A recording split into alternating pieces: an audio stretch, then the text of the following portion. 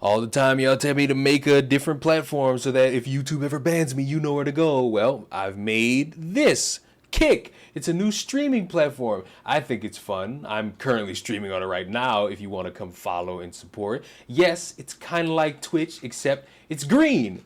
Everybody likes green. So come follow me. Link in the description, pinned comment. For now, enjoy my stupidity. So anyways, a Loyola University professor claims that anti-messiness and pro-niceness stance is rooted in sexism and racism. Among the many recent trends on TikTok, Instagram, and elsewhere online, there may be none as ostensibly benign as the shared excitement over home organization. The fetish preoccupation is shared by people of various races, creeds, and nationalities. However, they apparently also share one major blind spot in common. An American academic at Loyola University in Chicago has seen what others have failed to. Clean kitchens, immaculate cupboards, and nicely organized provisions are the makings not just of an orderly home, they're racist.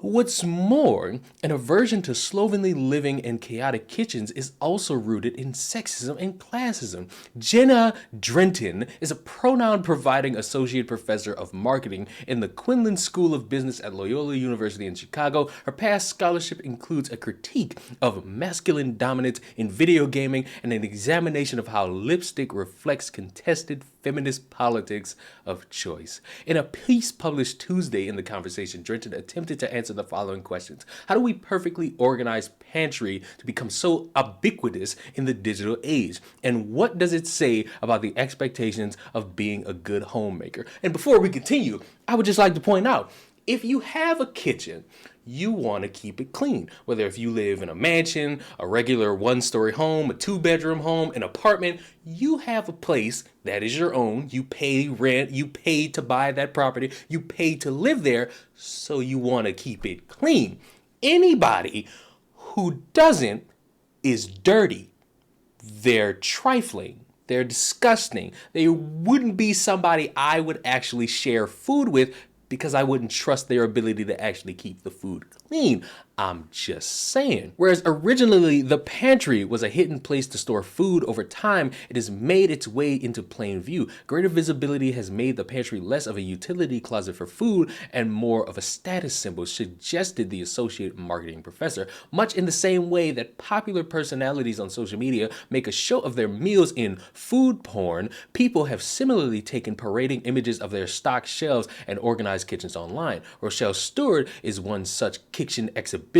This Christian influencer routinely shares videos documenting her organizational process of over 440,000 followers as seen in one post. Drenton wrote, storing spices in coordinated glass jars and color coordinating dozens of sprinkles containers may seem trivial, but tidiness is tangled up with the status of welcome to the plantation, and messiness is loaded with assumptions about personal responsibility and respectability. No shit.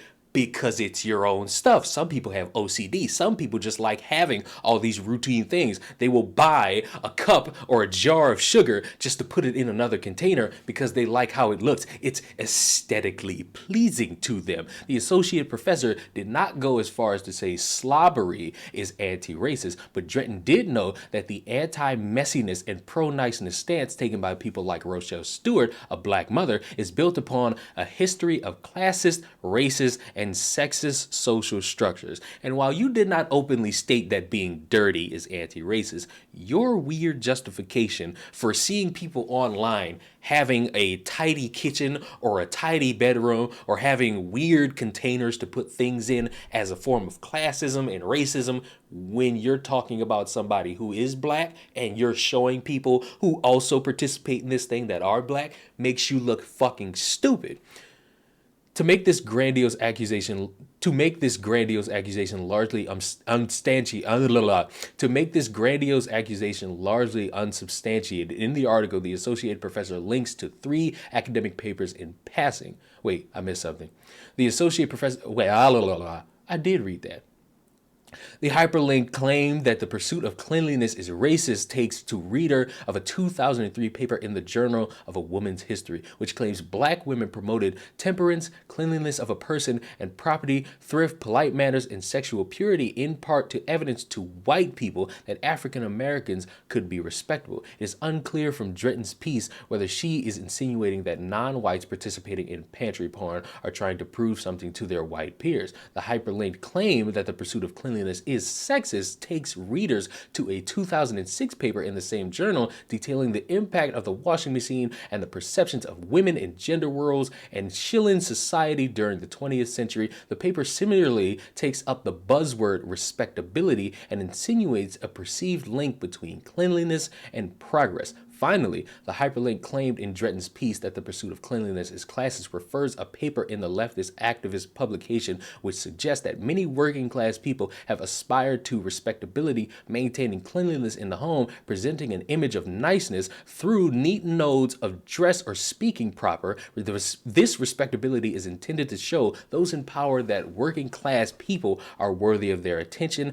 and status. And you could say somebody who keeps a clean home will get recognized, especially if they bring guests over and they see all the clean things, they see all the nice furniture, they see all the nice OCD Tupperware containers, and they say, "This is a pretty nice home. You live a good lifestyle. You keep things clean."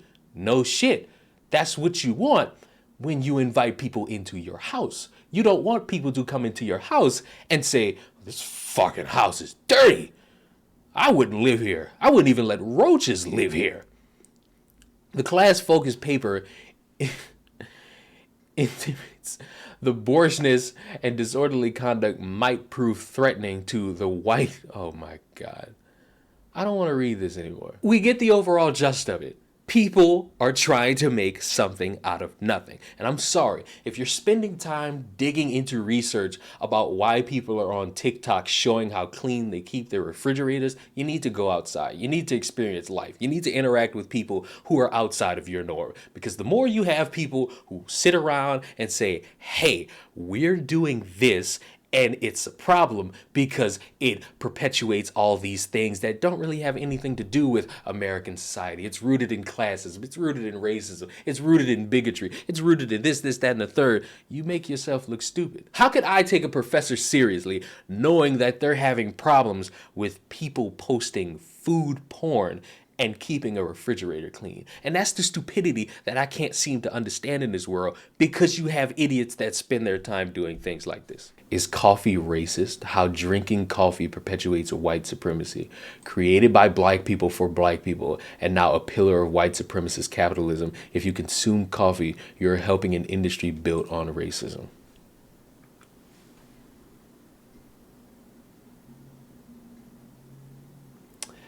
Okay.